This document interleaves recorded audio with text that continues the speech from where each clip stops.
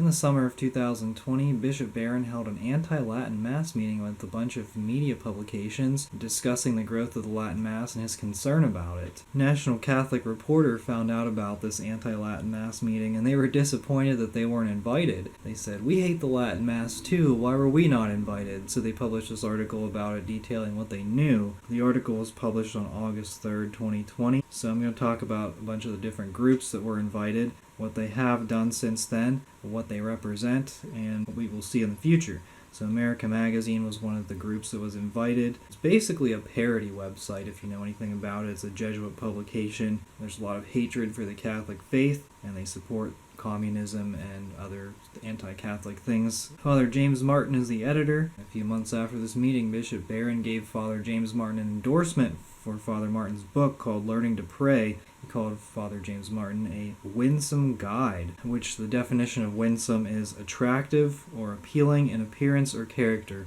Probably not the best choice of words. The next group is Catholic News Agency. In 2020, J.D. Flynn and Ed Condon were still employed by Catholic news agencies. Since then, they either quit or were fired. I don't know which is the case, but either way they left the organization, and they founded the blog called The Pillar, and they do a lot of good research on The Pillar in terms of investigative reports. However, they also heavily promote the virus religion. And J.D. Flynn has criticized Bishop Strickland numerous times because of Bishop Strickland's stance on the jab. Bishop Strickland said he was concerned about the abortion aspect of the jab, and J.D. Flynn went on to criticize him. Actually, Bishop Strickland responded to one of J.D. Flynn's tweets and said, "Hey, I stand for the Catholic faith." J.D. Flynn says, "Oh, well, the USCCB approved it and the Vatican approved it, so it must be a moral good because these organizations say that." Well, I don't think very many of us actually believe that the USCCB best represents the Catholic faith. J.D. Flynn does. So the Pillar, J.D. Flynn and Condon, they're basically liberals that pretend to be moderates, and they heavily promote the virus religion. So that's Catholic News Agency.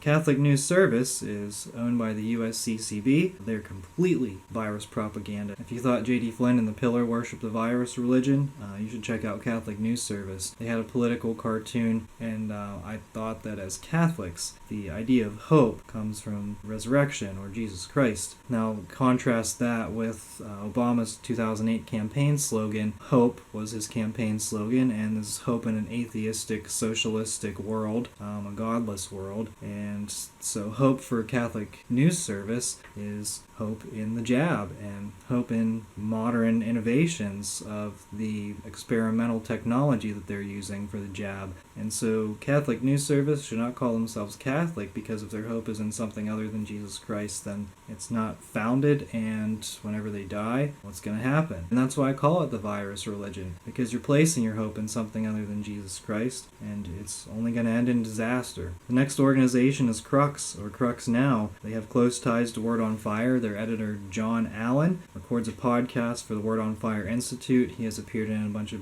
videos with Bishop Barron, and I haven't really taken a look at what Crux has done recently. They do a lot of reporting, and some of the quotes that they get are pretty good, but the connection with Crux and Word on Fire is very close, and so it's no surprise that John Allen was invited here to this specific meeting, Anti-Latin Mass. Now they do, I believe, hold opinions that are contradictory to the Catholic faith. I know they supported the Pachamama worship. They were critical of people who opposed the Pachamama worship at the Amazon Synod, and so some of their ideas are heretical. The next publication is Our Sunday Visitor. They're a publishing company that markets to parishes. On their website, they advertise consulting for stewardship strategic planning. So they're in the business of making money off of struggling churches. And then they also have assistance for fundraising strategies. Well, I mean, that's what the consulting is. So they're charging a fee for these churches to try to get money. It's a very interesting business model, because these churches, they're looking to get money, and especially after the shutdown, they're struggling financially to try to get people back into the pews, and they're not coming back. But the difference here is that the Latin Mass completely destroys Our Sunday Visitor's business model in terms of consulting for fundraising assistance, because the Latin Mass brings in people, they bring in money, and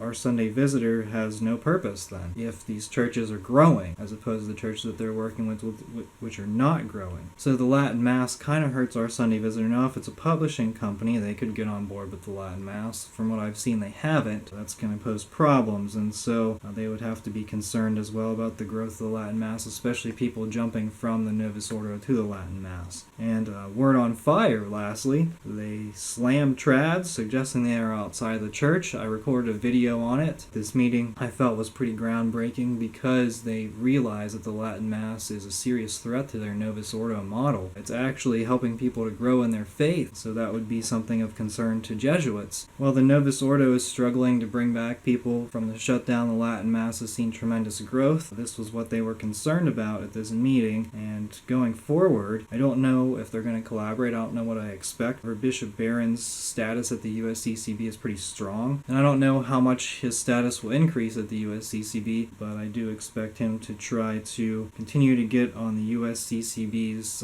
any of those committees that they have. They give him a platform to present certain research at the USCCB meetings, and I think he'll continue to do that. I don't know how these organizations' opinions of the Latin Mass will evolve, but I expect them to get increasingly hostile. Some of the bishops hate the Catholic faith, and so they're going to try to beat down the Latin Mass. They're going to try to suppress it. We're not going to allow it to happen. Right now, the Latin Mass, there's too many people that are going to the Latin Mass. These bishops realize that they've lost parishioners at the Novus Ordo. They've lost a significant number of parishioners with the Novus Ordo. The government money is going to run out at some point. The Novus Ordo is really going to see some struggles because they're going to have to shut down a bunch of churches because of lack of funding. The Latin Masses are going to sustain their parishes, but the Novus Ordos are going to struggle and fail. I think word of mouth right now is a very effective evangelization tool. A lot of people have seen promotion of the Latin Mass on YouTube, or they've heard it from a friend, and that's how they've gone to the Latin Mass. That's how they found out about it. Let's build a strong church. Let's use the foundation of the Latin Mass, and let's evangelize to everyone. We have our voices in the church. Let's let our voices be heard, because we are the laity and we will not be silent.